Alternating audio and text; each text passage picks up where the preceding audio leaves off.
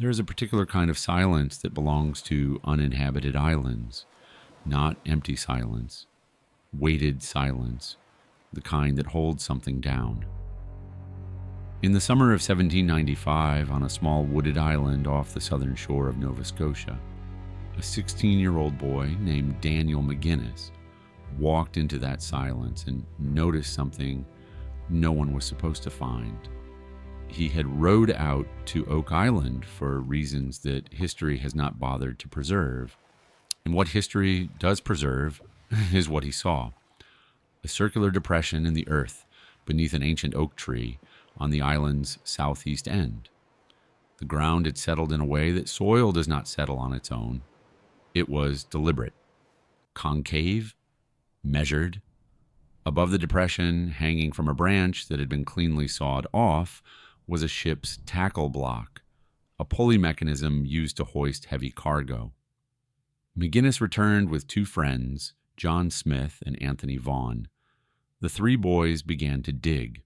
At 2 feet, they hit a layer of flagstone, flat-fitted stones that had no geological reason to be there. They kept digging. At 10 feet, they struck a platform of oak logs, laid horizontally across the width of the shaft and embedded into the clay walls. They cleared the logs and continued. At 20 feet, another platform, identical. Oak logs, same construction, same interval. At 30 feet, a third. The precision stopped them, not because they were afraid, but because they understood, perhaps only instinctively, that what they had found was not a hole someone had dug in haste. It was a shaft someone had engineered, layered, reinforced at exact 10-foot intervals with materials that required cutting, hauling, and fitting. On an island where no one lived, where no colonial record indicated settlement or construction of any kind. 3 boys stood at the bottom of a 30-foot shaft and looked up at a question that has never been answered. Who built this, and when, and why did they need it to hold? The boys stopped at 30 feet, not because they lost interest, but because they lost the means. 3 teenagers with hand shovels cannot excavate a precision-engineered shaft alone. They marked the site. They told people. And then, for 8 years, nothing happened. At least nothing the record admits to. In 1803, a newly formed venture called the Onslow Company arrived on Oak Island with proper equipment, financing, and intent. So they resumed digging where the boys had stopped, and what they found below 30 feet was stranger than what lay above it. Every 10 feet, a new platform appeared, but the materials between those platforms changed. At 40 feet, they encountered a layer of charcoal. At 50, a layer of putty. At 60 feet, they pulled out coconut fiber, loose brown coir packed densely into the shaft like insulation. And this detail matters more than it appears to. Coconut fiber does not exist in Nova Scotia, and it does not grow anywhere in North America. In the 18th century, its primary known uses were in maritime caulking and cargo packing across tropical and Mediterranean trade routes. Its presence at 60 feet beneath an island off the Canadian coast is not a curiosity. It is a material impossibility unless someone carried it there across an ocean. The Onslow Company kept digging. At 90 feet, they reportedly extracted a large flat stone bearing inscribed symbols unlike any known colonial alphabet. The cipher stone, as it came to be called, was removed from the pit and taken to Halifax, where decades later a single translation emerged from a bookbinder's shop. The translated message allegedly read that treasure lay buried 40 feet deeper still. But here is what the first excavation did not find: any explanation for who placed tropical fiber in a North Atlantic shaft, any precedent for the layered engineering they were cutting through, or any way to verify the cipher stone itself. The original artifact disappeared from the Halifax shop sometime in the 1860s. No photograph exists. No mold was cast. The single most important object recovered from the money pit simply ceased to be, and no one recorded the moment it vanished. They were close. The Onslow Company knew it, or believed it, because the layers were changing, the materials growing stranger, and the shaft was behaving as though it had been designed to lead somewhere specific. Then, somewhere just beyond the 90-foot mark, the pit made its first deliberate move against them. Water began entering the shaft, not seeping, surging. Within hours, the pit had filled to a depth of approximately 33 feet, and no amount of bailing could lower it. Crews worked in shifts through the night, hauling bucket after bucket to the surface. The water level did not drop. It held steady, immovable, as though governed by something other than the rain or the groundwater table, because it was. When the workers stopped to observe, they noticed the water level in the shaft rose and fell, not with the weather, but with the tide. The Atlantic Ocean was breathing inside the pit. Seawater was entering through some channel they could not see, fed from a source they had not dug and could not locate from inside the shaft. It took subsequent investigators years to understand what had happened. A tunnel, or possibly more than one, had been constructed beneath the island, connecting the money pit to the ocean at Smith's Cove, several hundred feet to the northeast. The tunnel operated on hydrostatic pressure. The moment the shaft was breached below a critical depth, the sea was invited in through a passage engineered long before the Onslow Company had ever arrived. The pit did not flood by accident. It flooded by design. This changes everything about what Oak Island means. A flood tunnel is not a hole in the ground. It is a defensive system. It requires knowledge of tidal mechanics, precise grading, and watertight construction at depths that would challenge modern engineers. Whoever built it understood exactly what would happen when someone dug too deep, and they built the consequence directly into the architecture. The question is no longer what lies beneath Oak Island. The question is what kind of mind protects a secret by enlisting the ocean itself as a guard. And every mystery has a moment where the evidence offers itself too neatly, where the answer arrives wearing the exact shape people hoped to find. For Oak Island, that moment is the cipher stone. The stone was allegedly extracted from the money pit at the 90-foot level by the Onslow Company in 1803.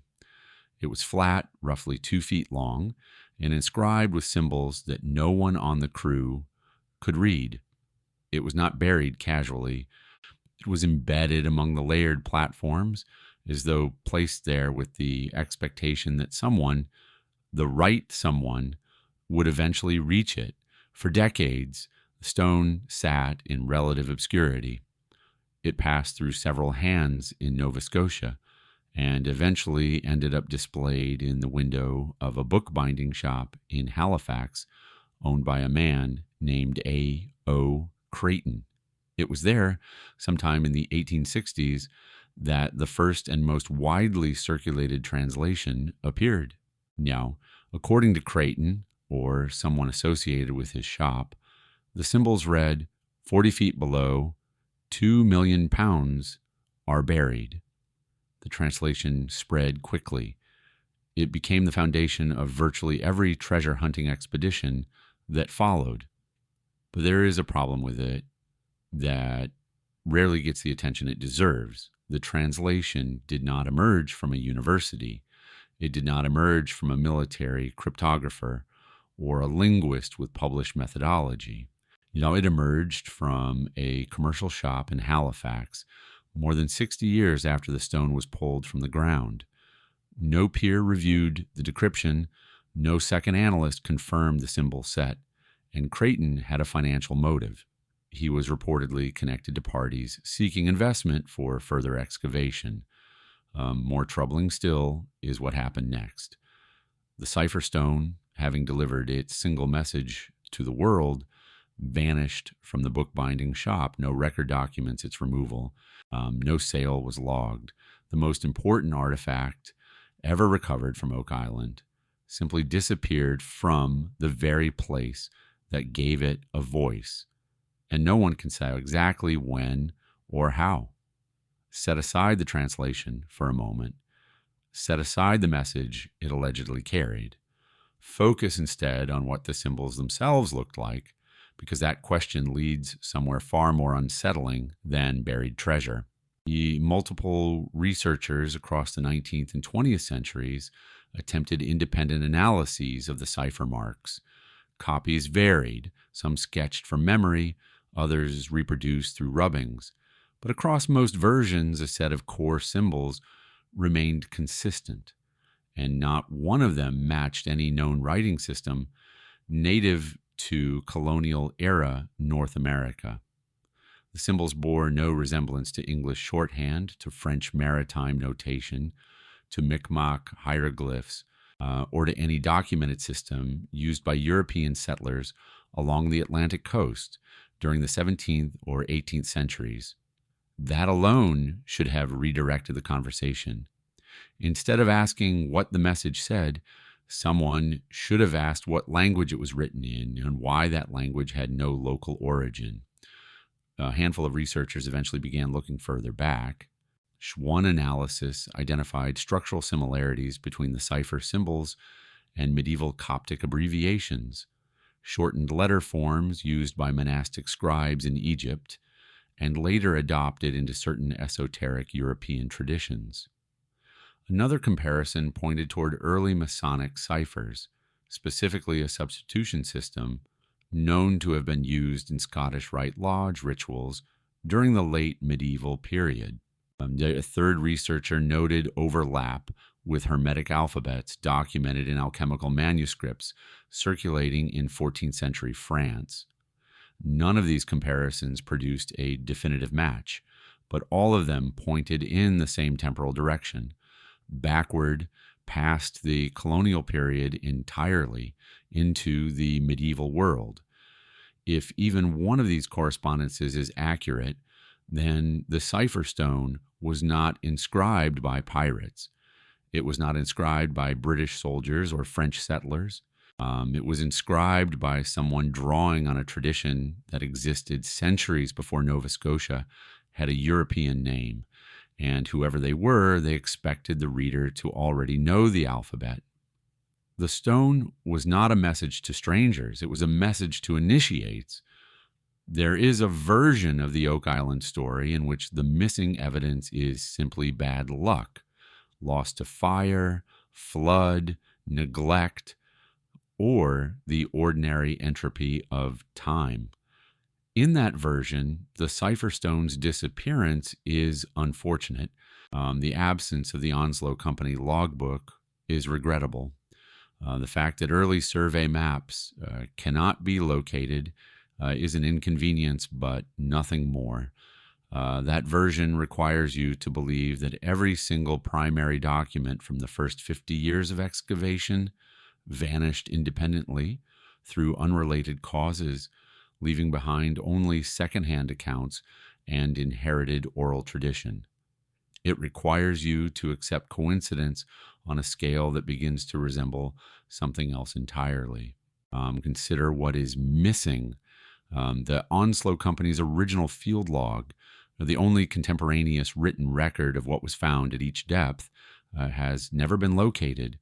The personal notebooks of Simeon Linz, who financed the 1803 dig, are gone. At least two separate sets of excavation notes from the Truro Company's work in the 1840s have disappeared. The cipher stone itself is gone. Early land survey documents for Oak Island, which would establish who owned the land and when, are incomplete in provincial archives in ways that clerks have never adequately explained. Each absence on its own might mean nothing. Together they describe a pattern, and patterns are not accidents. Someone at some point either failed to preserve these records or chose not to. And the distinction between those two possibilities is the hinge on which the entire mystery turns. If the records were lost passively, then Oak Island is a degraded puzzle with missing pieces that may never be recovered. But if they were removed deliberately, if someone understood what those documents contained and ensured they would not survive, then the absence is not a gap in the evidence. It is the evidence. And the next question becomes who had access, who had motive, and what was written in those pages that made their disappearance necessary. On Friday, October 13th, 1307, is King Philip IV of France ordered the simultaneous arrest of every Knight Templar within his borders. It was a coordinated strike, planned in secrecy, executed at dawn, designed to decapitate the most powerful military religious order in Christendom before it could mount a defense. Philip wanted their wealth, he wanted their lands, and he wanted the papacy to sanction their destruction, which Pope Clement V eventually did. The arrests were devastating. Templars across France were seized, imprisoned, and subjected to interrogations that produced confessions under torture. The charges, heresy, idol worship, blasphemy, were almost certainly fabricated, constructed to justify the seizure of an organization that had grown wealthier than the French crown itself, but the operation was not complete, and this is where the history fractures. The Templar fleet, a substantial naval force docked at the Atlantic port of La Rochelle, vanished on the eve of the arrests. Just the ships were there one day. The next morning, they were gone. Right? So no manifest survives. No harbor log records their departure. No contemporary chronicle describes where they sailed. An entire fleet loaded with men, supplies, and presumably whatever treasury the order had time to move, simply disappeared into the Atlantic. Some of those ships are believed to have sailed north to Scotland, where Robert the Bruce had been excommunicated by the same papacy that destroyed the Templars. Scotland, yet at war with England and beyond Rome's practical reach, offered the one thing no other kingdom in Europe could: sanctuary without conditions. Templar Knights, if they arrived, would have found a king who needed soldiers and had no reason to turn them in. But the fleet was large. Scotland accounts for only a portion of the ships. The rest sailed somewhere, carrying something, and no document in any European archive has ever confirmed where they went. That silence has lasted 700 years, and it is precisely the kind of silence that invites a question about what lay on the other side of the Atlantic. If the Templars survived in Scotland, they did not survive visibly. They adapted. They folded into the fabric of Scottish nobility, and the traces they left behind are carved in stone rather than written on paper. Across the Western Highlands and the Argyll coast, gravestones bear imagery that is unmistakably Templar: swords, crosses, and cavalry markers rendered in a style consistent with Templar funerary tradition across Europe. These stones are not hidden. They sit in churchyards and burial grounds, marking men whose names are often unrecorded, but whose iconography speaks to an affiliation that was, at the time of their burial, punishable by death in most of the Christian world. The family most consistently linked to this survival is the Sinclairs of Rosslyn. Their chapel, Rosslyn Chapel, completed in the mid-15th century, is saturated with Templar and Masonic symbolism. Its carvings include images of plants native to the Americas, carved decades before Columbus sailed. The Sinclairs were not minor nobles. They were Earls of Orkney, lords of a maritime territory stretching into the North Atlantic, with the ships and the resources and the navigational knowledge to reach places the rest of Europe had not yet imagined. The most incendiary claim connects Prince Henry Sinclair to a transatlantic voyage in 1398. According to a narrative published in 1558 by a descendant of the Venetian Zeno brothers, who allegedly served as Sinclair's navigators, the expedition sailed west and made landfall in what is now Nova Scotia and New England. The account includes geographic descriptions that some researchers argue match the coastline with unsettling accuracy. But the Zeno narrative is a single source, and published more than a century after the alleged voyage. No corroborating document has been found, and yet no one has conclusively disproven it either. It sits in the historical record like a door that refuses to be either opened or closed. In the small town of Westford, Massachusetts, a glacial boulder lies partially embedded in the earth near a residential intersection. On its surface, depending on who is looking, there is either nothing of significance or one of the most important carvings in North American history. The image, if it is an image, appears to depict a medieval knight. The figure is life-sized, recumbent, with a broken sword across its chest, and what some researchers identify as a heraldic shield near the left shoulder. The shield's design has been compared to the arms of the Gun clan, a Scottish family with documented ties to the Sinclairs of Rosslyn. If the identification is correct, the carving depicts a knight from Henry Sinclair's alleged 1398 expedition, memorialized in stone on American soil nearly a full century before Columbus reached the Caribbean. The first modern documentation of the carving came in 1946, when a researcher named William Goodwin drew public attention to the site. Since then, the stone has been examined by geologists, historians, and forensic analysts with sharply divided conclusions. Some identify tool marks consistent with deliberate carving using medieval-era metalwork. Others see nothing more than natural glacial striations, grooves etched by ice over millennia, arranged by chance into a shape the human eye interprets as meaningful. This is the cruelest kind of evidence. It exists in the precise space between confirmation and illusion, where no analysis can force it into one category. For the carving has never been subjected to the kind of comprehensive lithic study that could settle the question definitively. Proposals to do so have stalled for decades, blocked by municipal concerns, funding failures, and a quiet institutional reluctance that some researchers find more revealing than the stone itself. If the Westford Knight is real, it is physical proof that medieval Europeans connected to the Templar tradition stood on North American ground before any accepted record of contact. If it is not real, it is a lesson in how badly we want certain stories to be true.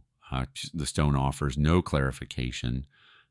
It simply lies there holding its shape, waiting for someone to decide what kind of seeing they are willing to do. Fred Nolan was not a treasure hunter. He was a surveyor, a man who made his living measuring land, reading contours, and translating terrain into numbers.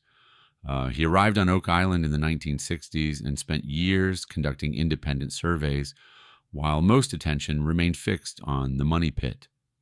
What he found was not underground. It was spread across the surface of the island in a pattern that should not be there. 5 large cone-shaped boulders, each weighing several tons, were positioned across the island in the shape of a Latin cross. The cross measured approximately 360 feet along its vertical axis and oriented precisely along a north-south line. The stones themselves were glacial erratics, boulders deposited by retreating ice sheets thousands of years ago. Their composition was natural, their arrangement was not. Glacial erratics do not organize themselves into symmetrical religious symbols. They do not align with cardinal directions. They do not space themselves at regular intervals across a landscape. These 5 stones did exactly that, forming a shape recognizable from any distance to anyone familiar with Christian iconography. Nolan mapped the positions repeatedly, confirmed the measurements, and published his findings. The response was divided. Some researchers accepted the cross as deliberate, arguing it served as a navigational marker or a sacred boundary laid down by whoever designed the underground works. Others dismissed it as coincidence, an instance of pattern recognition imposed on a random scatter of boulders by a man who wanted to find meaning. But dismissal has a burden of proof, too. 5 erratics do not often form a symmetrical cross aligned to true north by accident. The probability is not 0, but it is low enough to demand a better explanation than coincidence, and no such explanation has ever been offered by those who reject the finding. Nolan's cross remains on the island, undisturbed, unmoved, and unresolved. The stones do not argue for any particular theory. They simply hold their positions and wait for someone to explain how they got there. What Fred Nolan found was a cross. What other researchers claim to have found, using Nolan's data as a starting point, is something far older and far stranger. When the 5 boulder positions of Nolan's cross are plotted on a detailed survey map, alongside additional anomalous points on the island, including the money pit, key drill sites, and secondary depressions, some analysts argue the resulting configuration mirrors the Kabbalistic tree of life. The tree of life is a diagram composed of 10 interconnected nodes called sephiroth, arranged in a specific geometric pattern. It is central to Jewish mystical tradition, dating back centuries, and was later absorbed into Hermetic philosophy, Rosicrucian symbolism, and, critically, the esoteric teachings attributed to the inner circles of the Knights Templar. If the correspondence is genuine, it suggests that Oak Island's surface features are not random landmarks, but components of a deliberate sacred geometry. The money pit would occupy a specific Sapphira, possibly Malkuth, the lowest node, representing the material world and the gateway to hidden knowledge. Other features map to other nodes in ways that proponents describe as too precise to be accidental. The skeptical response is well rehearsed and not unreasonable. Humans are exceptionally skilled at finding patterns in noise. Given enough points on any landscape, a sufficiently motivated analyst can overlay virtually any symbolic template and find correspondences. The Tree of Life has 10 nodes. Oak Island has dozens of notable features. The probability of partial alignment is high simply by chance, but the skeptical response does not fully close the door. The Templars did engage with Kabbalistic thought. This is historically documented. They did embed symbolic geometry into their architecture across Europe. And the specific points on Oak Island that align with the tree are not arbitrary survey markers. They are the locations where human construction has already been confirmed underground. The pattern may be imagined, but the points beneath it are real. Put the geometry aside, put the symbolism aside, strip the island down to what instruments can measure and drills can reach, and the problem does not go away. It gets worse. Across the 20th century, multiple independent survey teams, using technologies ranging from core drilling to ground-penetrating radar to seismic imaging, have confirmed a consistent set of anomalies beneath Oak Island's surface. There are void spaces where solid geology should exist. There are cavities at depths of 150 feet and deeper that do not correspond to any natural karst formation, any limestone dissolution pattern or any known geological process active in the region. There is worked stone cut, shaped, and placed at depths that no colonial era construction team could have reached with the technology available to them. Drilling operations have returned physical fragments from these depths. Wood, oak, and spruce, carbon dated to periods consistent with medieval activity. Links of metal chain, corroded but identifiable. Fragments of what one drill operator described under oath as a small piece of parchment, sheepskin with trace markings that disintegrated upon exposure to air. Each fragment arrived at the surface as a tantalizing partial truth, ripped from its context by the drill bit, stripped of the stratigraphic information that would have made it meaningful.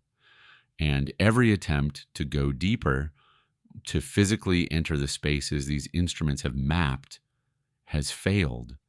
The flood tunnels activate, the shafts collapse, equipment breaks, funding evaporates. One expedition after another has reached the edge of confirmation and been pushed back, not by a lack of evidence, but by the island's apparent refusal to let anyone reach its source. The surveys do not prove what is buried beneath Oak Island, but they prove that something is there, constructed, layered, and defended at a depth that eliminates every casual explanation.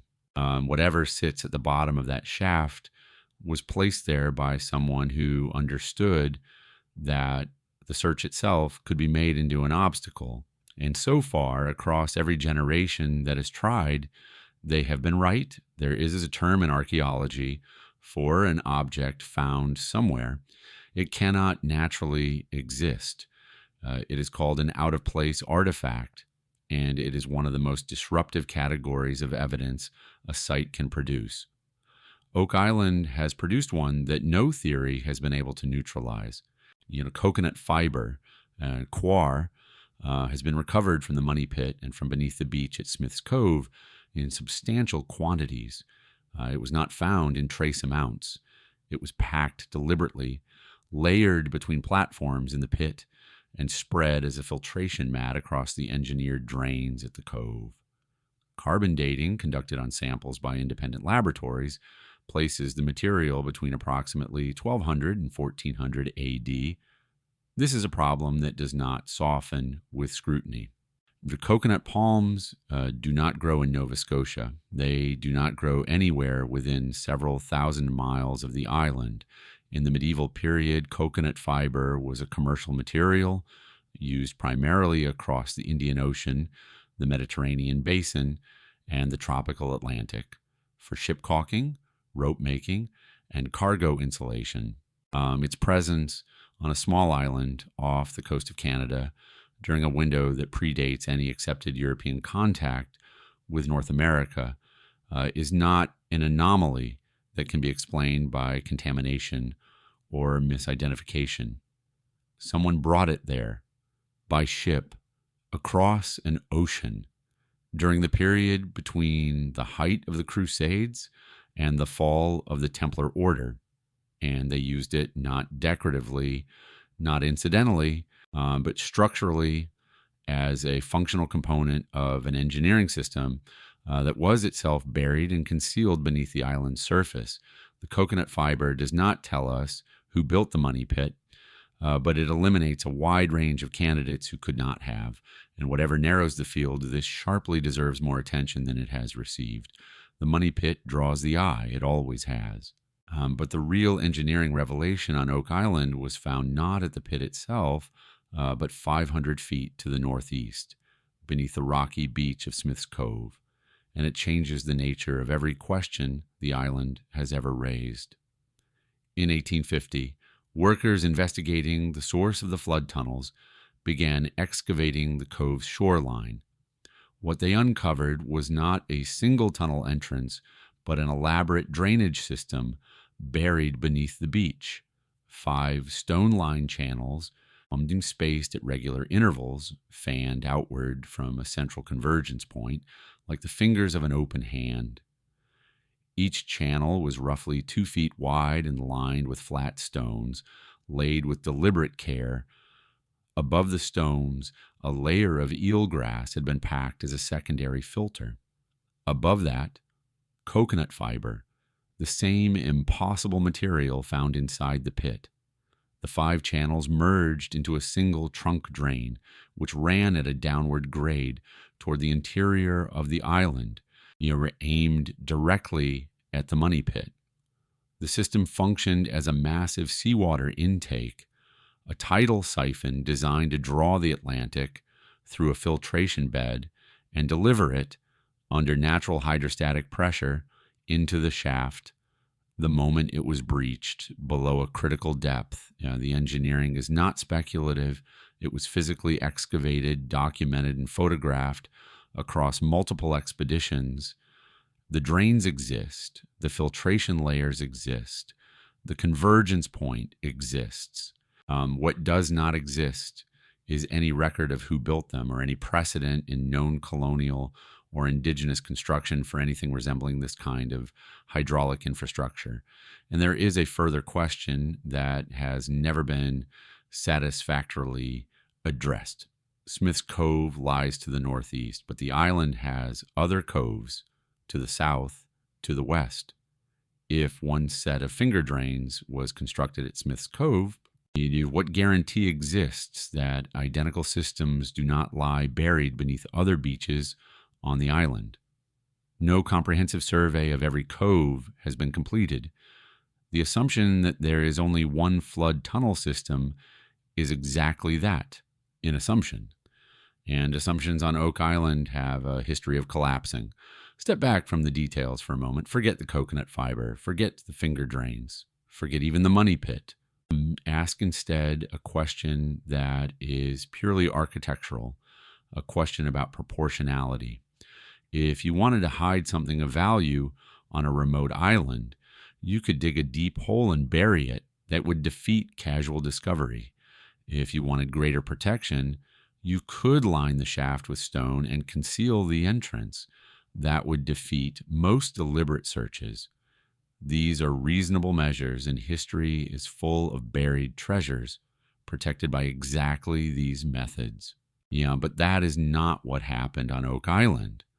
What happened on Oak Island is that someone constructed a multi-layered shaft, reinforced at 10-foot intervals, installed false platforms designed to suggest the deposit lay at accessible depths, engineered at least one seawater flood tunnel connected to the Atlantic through a filtered drain system buried beneath a beach, and designed the entire mechanism to activate automatically when the shaft was breached below a certain point.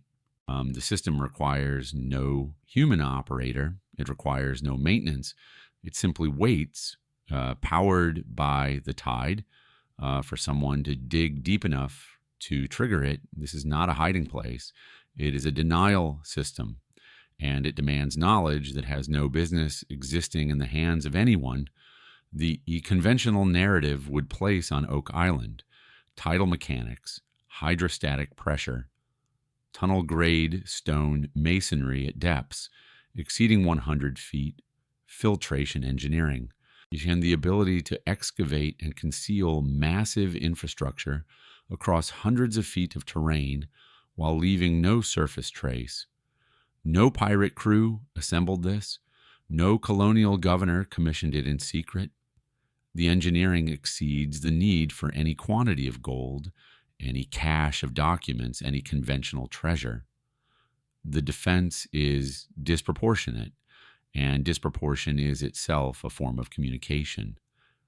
It tells you that whatever sits at the bottom of that shaft was considered by its builders to be worth more than the extraordinary cost of ensuring it would never be found. The scale of the trap is the first honest clue about the nature of what it protects. 2 centuries of searching have produced no confirmed treasure, but they have produced something almost as revealing, an extraordinary range of theories about what the treasure might be. The list is long, contradictory, and spans nearly every century of Western history. And the fact that no single theory has defeated the others is itself a piece of evidence that deserves more attention than it typically receives. The earliest and most persistent theory is piracy. Captain William Kidd, executed in 1701, allegedly told his wife before his hanging that he had buried a fortune sufficient to purchase the pardon of every pirate in the Atlantic. Kidd operated in the waters off Nova Scotia. His timeline aligns loosely with the earliest possible construction dates for the pit, but the engineering at Oak Island vastly exceeds anything associated with pirate caches, which were typically shallow, hastily buried, and intended for short-term concealment. No pirate crew in recorded history built flood tunnels. A second theory points to the French crown. During the chaos of the French Revolution, Marie Antoinette allegedly arranged for loyal agents to smuggle the royal jewels out of France. Some versions place them on ships bound for the New World under the protection of French naval officers with connections to Nova Scotia. The theory accounts for the sophistication of the engineering. A royal operation would have had access to military engineers, but no documentary evidence connects French agents to Oak Island specifically. And the timeline requires the pit to have been constructed in the late 18th century, which conflicts with the carbon dating of materials found inside it. A third theory involves Francis Bacon and the authorship question surrounding Shakespeare's plays. Proponents argue that Bacon, who had connections to secret societies and cipher systems, buried original manuscripts proving his authorship beneath the island. Others have proposed the Holy Grail. Others still have named the Ark of the Covenant. Each theory has its champions, its circumstantial scaffolding, and its point of collapse. None survives full scrutiny, and the sheer number of plausible candidates, spanning pirates, monarchs, philosophers, and biblical relics, suggests something unsettling, that the real answer may belong to a category none of these theories has correctly identified. The island has been asked the same question for 200 years. It has not yet heard the right one. Of all the candidates proposed for the contents of the money pit, only one belongs to an organization that possessed both the wealth to justify the engineering and the logistical infrastructure to execute it across an ocean. The Knights Templar were not a military order that happened to accumulate money. They were a financial empire that happened to carry swords. By the late 13th century, the Templars operated what historians recognize as the first international banking network in Europe. They held assets in every major kingdom. They managed deposits for kings, popes, and noble families. They issued letters of credit that allowed pilgrims to travel without carrying gold, an innovation that would not be replicated at scale for centuries. Their holdings included land, currency reserves, precious metals, liturgical objects, and reliquaries of enormous value. When Philip IV moved against the order in 1307, one of his explicit goals was the seizure of this treasury. His agents searched Templar commanderies across France. They inventoried what they found, and what they found was far less than expected. The documented seizures accounted for only a fraction of the order's known wealth. The remainder, a quantity that historians have never been able to precisely calculate, but that all agree was substantial, simply was not there. The persistent tradition is that the core treasury was moved in advance of the arrests. The vanished fleet at La Rochelle is the most cited vehicle. If the Templars had warning, and evidence suggests they did, as several senior knights avoided arrest, then the order had both motive and means to relocate its most valuable assets to a location beyond Philip's reach. No manifest has survived. No ledger describes what was loaded onto those ships. Yet the treasury exists in the historical record as a confirmed absence, something that was documented as real that was expected to be found and that was not. And the question of where it went has never been closed. Gold can be spent. Silver can be melted. Land deeds can be redrawn. If the Templar treasury consisted only of financial assets, its concealment, however impressive, would be a matter of wealth preservation. Extraordinary, perhaps, but not paradigm shifting. If the engineering at Oak Island, however, suggests something beyond monetary value, it suggests something that could not be allowed to be found by the wrong hands, ever. The Templars were not only bankers for nearly 2 centuries, they were the primary Christian military presence in the Holy Land, and during that time they served as custodians of sacred sites, and including, most significantly, the Temple Mount in Jerusalem. The order's original headquarters sat directly atop the ruins of Solomon's Temple, and persistent tradition holds that the Templars excavated beneath it. What they may have found there has been the subject of speculation for 700 years. Among the relics attributed to the order are fragments claimed to be of the true cross, recovered during the Crusades and venerated across Europe.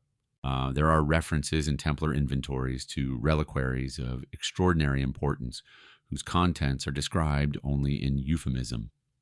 And there is the matter of the Shroud of Turin, a linen cloth bearing the image of a crucified man, which has no documented provenance before its sudden appearance in France in the 1350s, decades after the Templar dissolution. Some researchers have argued that the shroud was in Templar possession before that date, displayed in secret ceremonies, and surfaced only after the order could no longer protect it. If the Templars believed they held a relic of supreme sacred significance, an object whose authenticity, if confirmed, would reshape the foundations of religious authority, then the level of concealment at Oak Island ceases to be disproportionate. It becomes precisely proportionate. You do not enlist the Atlantic Oceans as a guard for gold.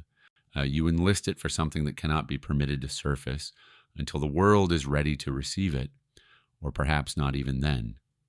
No physical evidence has yet connected any specific relic to the island, but the absence of evidence is not the same as evidence of absence, particularly when the site has been specifically designed to prevent recovery. And there is a local legend on Oak Island, old enough that no one can trace its origin with certainty, that states a simple and terrible condition: 7 men must die before the island will give up its secret. It is the kind of folklore that rationalists dismiss without hesitation.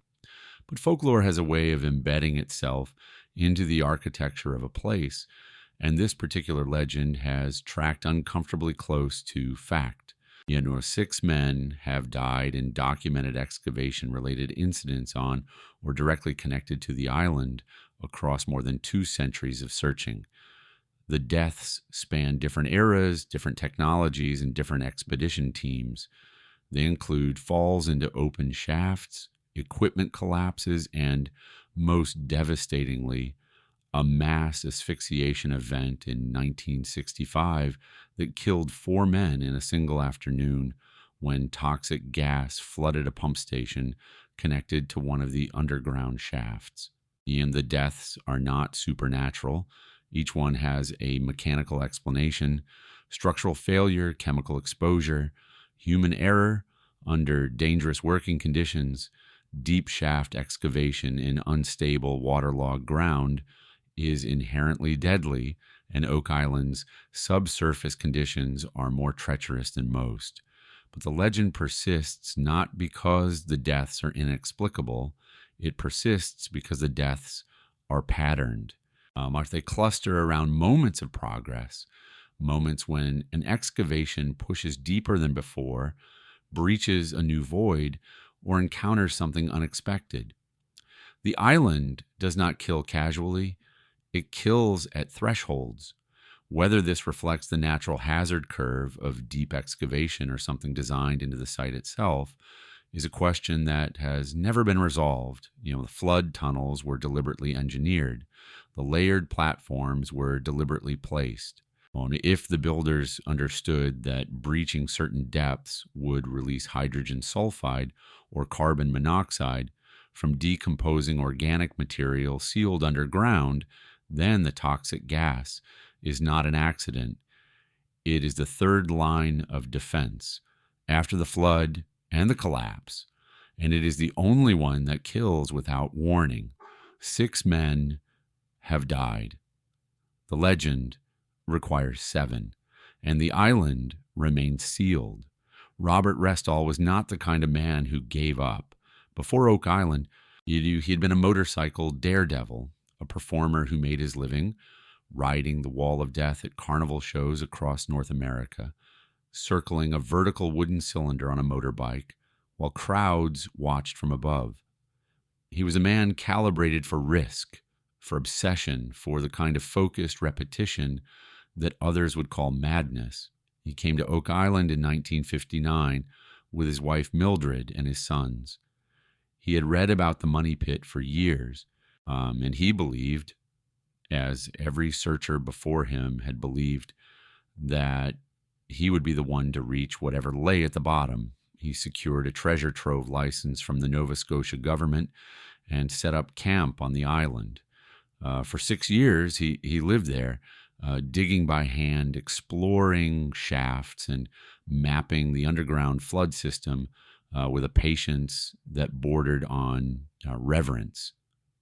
On August 7th, 1965, Robert Restall descended into a narrow shaft near Smith's Cove, a passage believed to intersect one of the flood tunnels.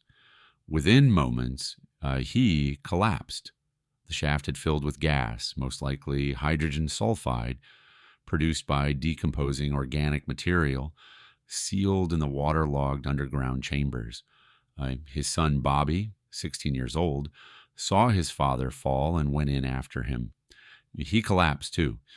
2 workers, Cyril Hiltz and Carl Grazer, followed in succession, each trying to rescue the man ahead of him. All 4 died. Mildred Restall, watching from the surface, lost her husband and her eldest son in the span of minutes. The incident halted excavation on the island for years. It remains the single deadliest event in the history of the search. The official cause was accidental gas exposure, but the deeper question is one of origin. Was the hydrogen sulfide a byproduct of natural decomposition in sealed waterlogged tunnels, an incidental hazard? Or did the builders understand that sealing organic material at depth in the presence of seawater would eventually produce a lethal gas barrier? If intentional, it means the island was designed not only to flood when breached, but to poison the air of anyone who found a way around the water. The Restall tragedy does not answer that question, but it makes the question impossible to ignore. There is a pattern in the Oak Island story that has nothing to do with engineering, artifacts, or maritime history. It is a pattern written in human behavior, and it may be the most revealing evidence of all. Every major figure who is committed to the search has followed a nearly identical psychological trajectory. Initial skepticism gives way to curiosity. Curiosity becomes conviction. Conviction becomes obsession. And obsession becomes a kind of entrapment from which no searcher has ever voluntarily extracted themselves. The island does not release its investigators. They leave only when they run out of money, health, or life. Daniel McGinnis, one of the 3 original boys, spent years attempting to return to the pit. The Onslow Company exhausted its investors and collapsed. The Truro Company followed. In the 19th century, multiple syndicates formed, drilled, flooded, and dissolved in succession. In the 20th century, Robert Restall gave 6 years and then his life.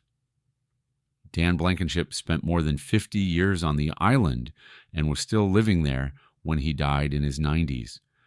Even Franklin Delano Roosevelt, then a young man, invested in one of the early 20th century excavation syndicates and maintained an interest in the island for the rest of his life. The pattern is uniform.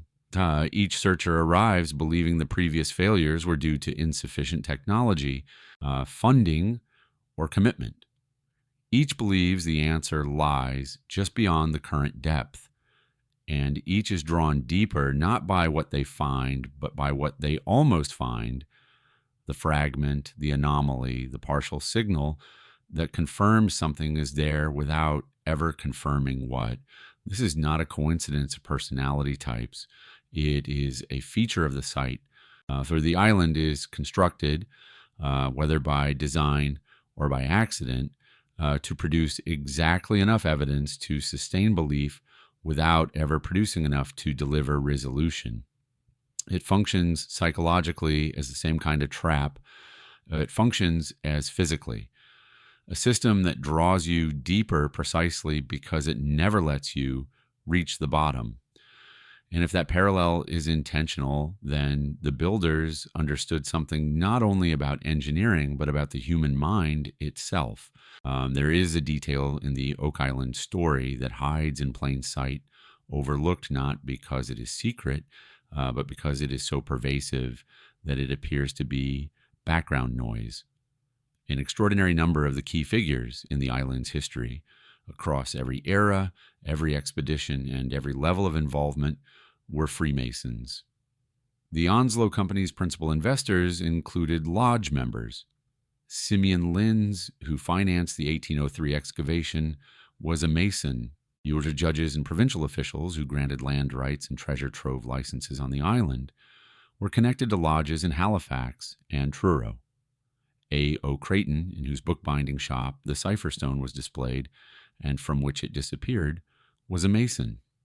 Even in the 20th century, key participants in the search maintained lodge affiliations that they did not advertise but did not conceal. In isolation, this might mean very little. Freemasonry in colonial Nova Scotia was not a fringe affiliation. It was widespread among the professional and merchant classes, a social institution as much as a fraternal one. Dismissing the Masonic presence as mere cultural prevalence is a defensible position, but prevalence does not explain pattern. The Masonic connections on Oak Island do not appear randomly distributed across the population of involved parties. They cluster around points of control, around the men who decided what was dug, what was recorded, what was published, and what was preserved. The men who handled the cipher stone were Masons.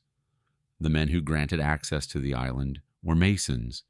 The men whose records survived and whose records did not moved in the same circles.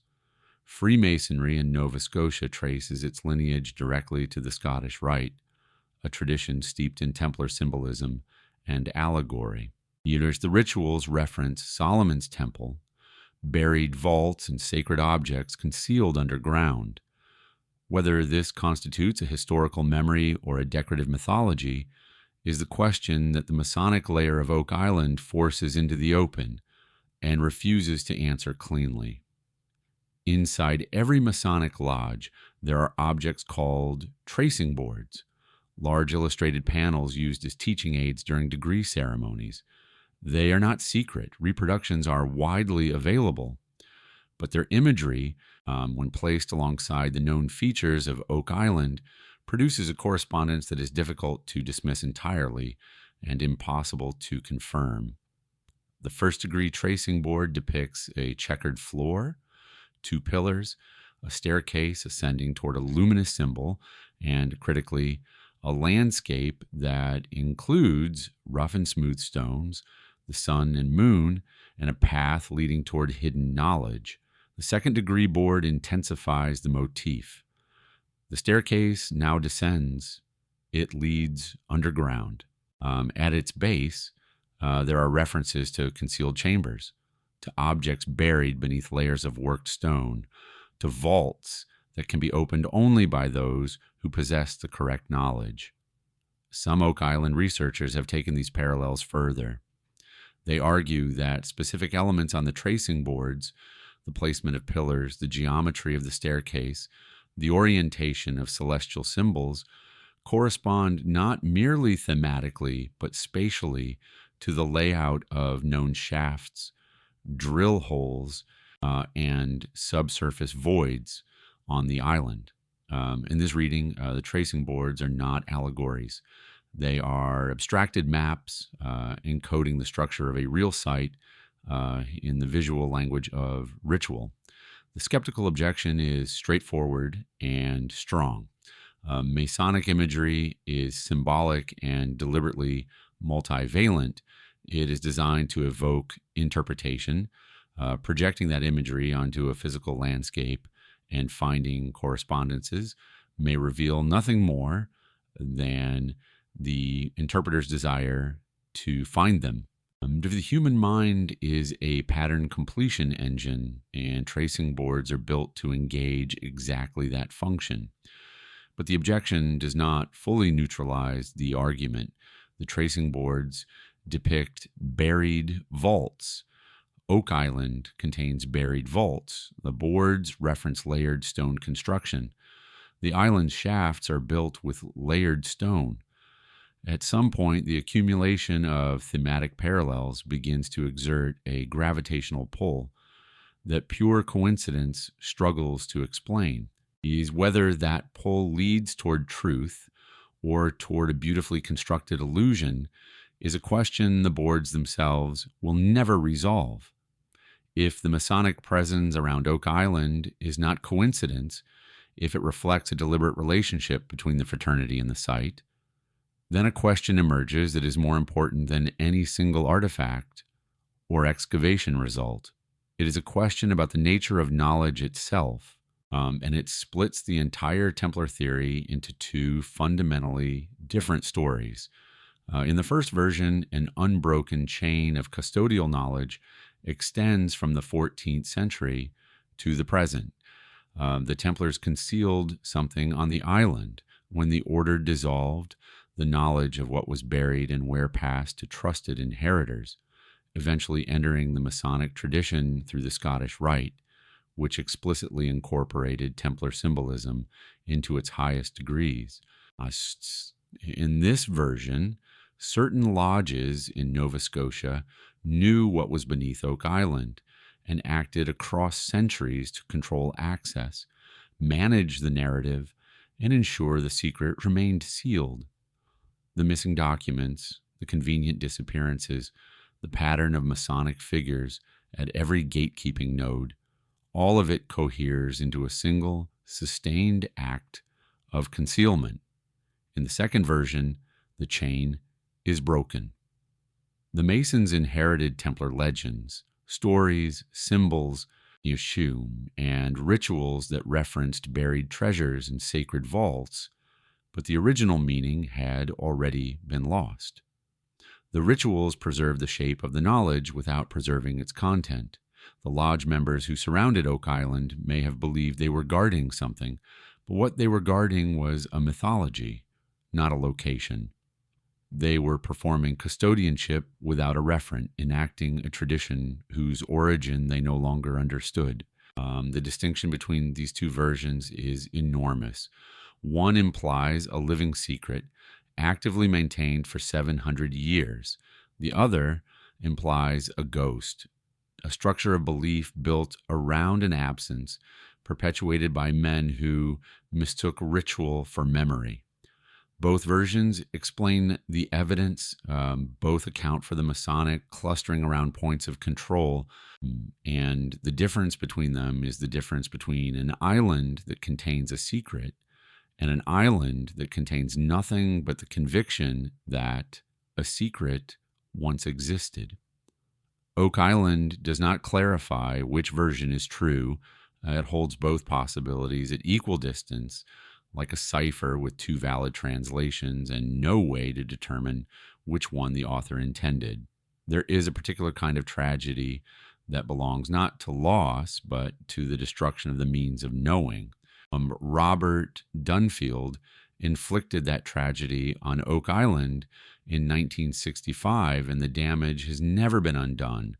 Dunfield was a petroleum geologist from California, a man accustomed to large-scale earth moving and impatient with the incremental approach that had characterized 2 centuries of excavation.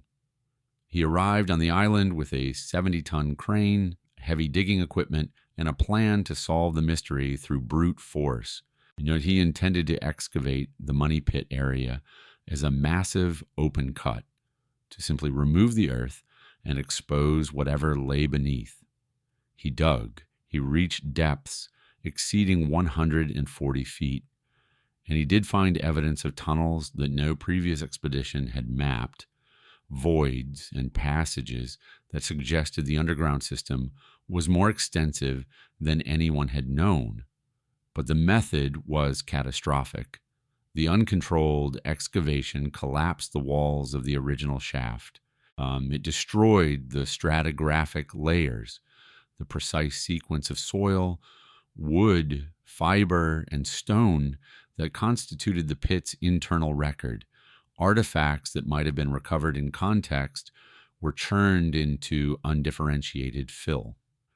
The structural integrity of the surrounding tunnel system was compromised beyond repair. Dunfield left the island having proven that something was built deep underground, but what he destroyed in the process may have been more valuable than what he found.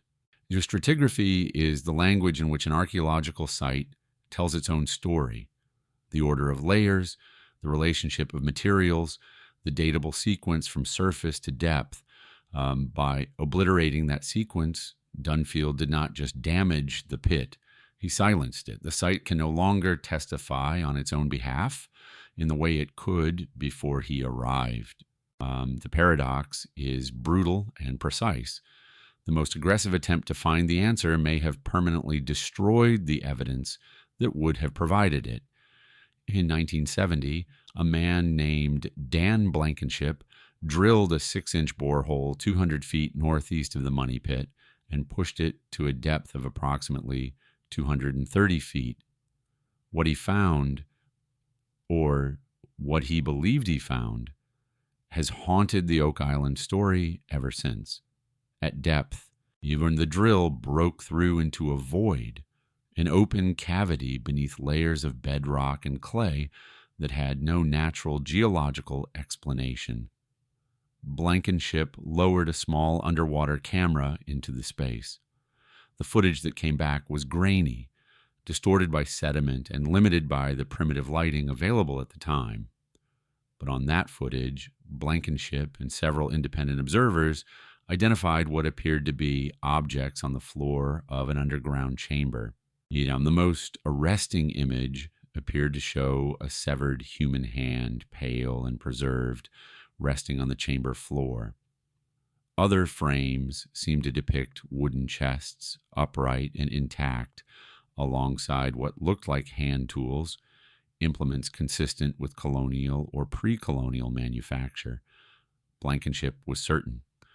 He described the chamber as a man-made vault, sealed and undisturbed, containing the remains of both human activity and deliberate storage.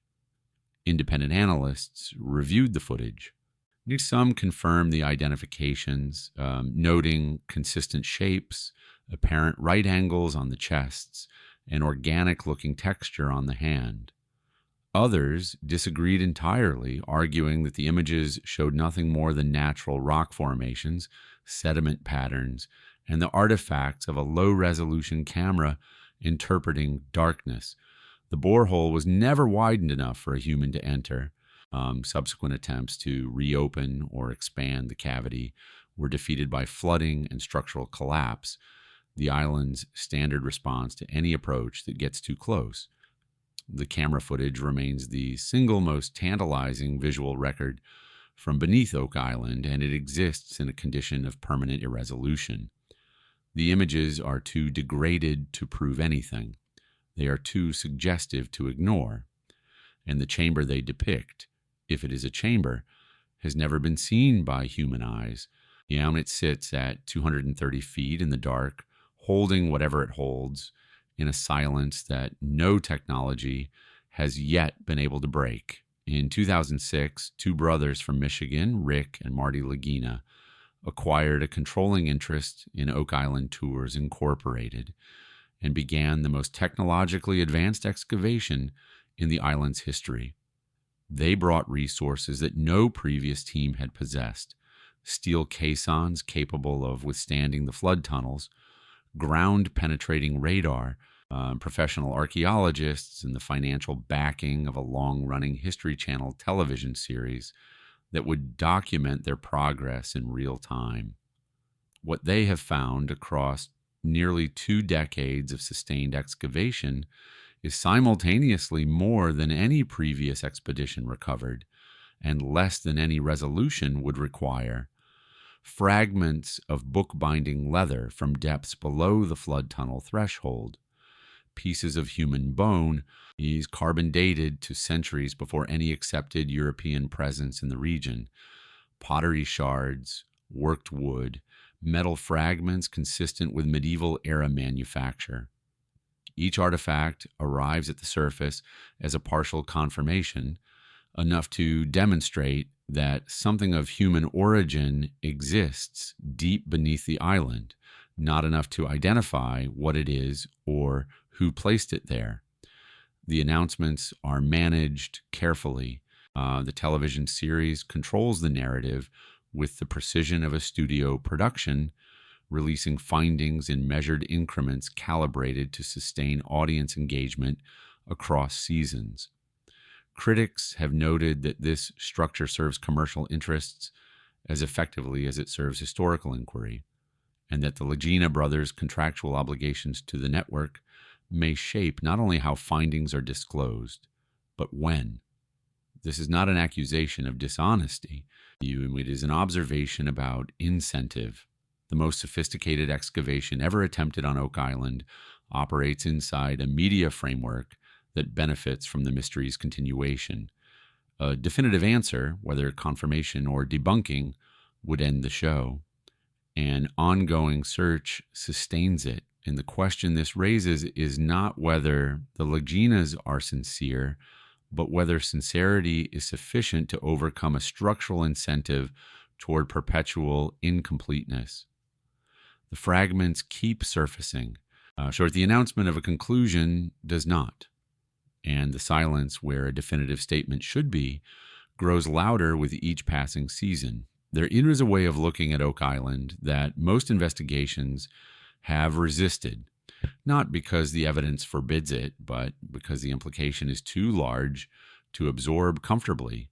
It requires stepping back far enough to see the entire island not as a landscape containing a buried object, but as a single integrated architectural system designed to protect that object in perpetuity. Consider the components as they have been documented. The money pit itself, a vertical shaft reinforced at 10-foot intervals with platforms of oak, sealed with putty, charcoal, and coconut fiber, and terminating at a depth no excavation has yet reached. The flood tunnels, at least one confirmed, and possibly more, connecting the pit to the ocean through Smith's Cove via a filtered drain system that activates automatically when the shaft is breached below a critical point. The toxic gas accumulation in sealed underground voids, lethal to anyone who bypasses the water. The surface geometry, Nolan's Cross, the possible tree of life configuration, arranged across the island in patterns that may encode the spatial logic of the underground system. No treasure map for Oak Island has ever been found. No external document describes the layout, and yet the layout exists, confirmed by survey, by sonar, by drilling, and by 2 centuries of catastrophic encounter. The builders left no instructions because the island itself is the instruction. Its surface is the legend. Its depths are the vault, and its defenses are layered in a sequence that suggests the designers understood not only engineering but epistemology. the study of how knowledge is gained and how it can be denied. The pit floods when you dig too deep, or the air poisons when you bypass the flood. The surface geometry is legible only to those who already know what they are looking at. Each layer of defense assumes a more sophisticated intruder than the last, and each layer fails upward, destroying evidence as it activates. The island does not merely hide its secret, it degrades the possibility of discovery with each attempt, becoming less knowable over time rather than more. This is not a hiding place. It is a denial architecture. And whoever built it understood that the most effective way to protect a secret forever is to make the act of searching for it the mechanism of its own destruction. Return to the question of proportionality. It has been present since the first chapter, growing heavier with each new layer of evidence, and it now demands direct confrontation. What class of object, what category of secret would justify the construction of flood tunnels fed by the Atlantic tide, sealed toxic chambers, a multi-layered vertical shaft reinforced across more than 100 feet, a filtered hydrological intake system buried beneath a beach, and a surface geometry potentially encoding the logic of the entire underground network? What could possibly be placed at the bottom of that shaft that would warrant this expenditure of knowledge, labor, and defensive ingenuity? Pirate gold does not warrant it. No quantity of coin or bullion justifies a self-activating denial system designed to outlast centuries. Colonial documents do not warrant it. State secrets lose their relevance within a generation. No government invests in a defense designed to function for 700 years. Even a Templar financial treasury, gold bars, silver plate, jeweled reliquaries, does not fully warrant it. Wealth is replaceable. Wealth can be recreated. You do not build an engineering marvel to protect something the world can produce again. What you protect with this level of commitment is something the world cannot produce again. Something singular, something whose discovery would not merely enrich its finder, but alter the framework through which an entire civilization understands itself. A document that rewrites a foundational history, a relic that confirms or destroys a theological claim, an object whose existence, if proven, would destabilize institutions that have held authority for centuries. The builders of Oak Island did not protect their deposit against casual thieves. They protected it against the future, against the possibility that any generation, armed with any technology, might reach it before the conditions for its revelation were met. And the scale of that defense is the most eloquent testimony the island has ever offered about the nature of what lies beneath it. It will not say what it holds, but it has told us, through the architecture of its silence, exactly how much that secret is worth. As of this moment, no one has reached the bottom of the original money pit, not the Onslow Company, not Robert Dunfield with his 70-ton crane, not Dan Blankenship with his cameras and his half-century of devotion, not the Legina brothers with their steel caissons and their television cameras and their multi-million-dollar budget. The shaft has defeated every generation that has approached it using the same defenses it deployed against the first men who dug past 90 feet more than 200 years ago. The water still rises with the tide. The tunnels still flood. The air in the deep shafts still carries the potential for lethality, and the island's surface still holds its geometry, the cross, the boulders, the depressions and alignments that may or may not constitute a map, legible only to those who already know what was buried and why. 6 men have died. The legend says 7 are required, whether that is folklore or something older, a number encoded into the site's mythology, by builders who understood the psychological power of a condition almost but not quite met. The fact remains that the prophecy is incomplete. The island has not released its secret. It has not been compelled to. What it has released across 2 centuries is a carefully measured ration of fragments, coconut fiber that should not exist in this hemisphere, cipher symbols that match no known colonial alphabet, bone, carbon dated to the wrong century, leather from books that were never identified, camera footage from a chamber no human has entered. Each fragment is a partial sentence, enough to confirm that the paragraph exists, never enough to read it. There is a temptation at the end of a story like this to offer a theory, to name the object, to close the loop. But Oak Island has resisted closure for longer than most nations have existed. And that resistance is not a failure of investigation. It is the final and most important piece of evidence the island has produced. The silence is not the absence of an answer. The silence is the answer. The loudest thing the island has ever said, something is there.